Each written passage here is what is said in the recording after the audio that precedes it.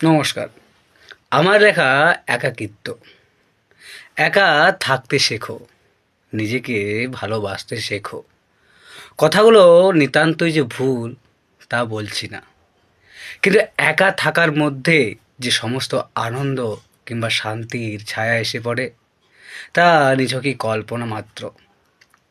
একা থাকা যে কি ভীষণ সংগ্রামের তা জানে সদ্য প্রিয়জনকে হারানো মানুষগুলোর হৃদয়, কিংবা কারো প্রেমে প্রত্যাখ্যিত প্রাক্তনেরা।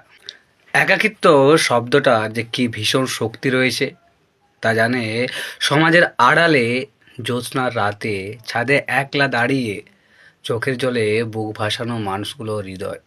কারণ তারা একাকিত্বের শিকার।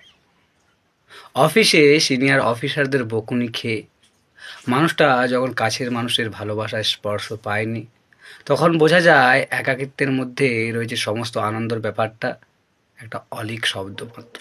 এটা শুধুমাত্র একটা প্রবাদ, যার বাস্তবতা অনেক আলাদা।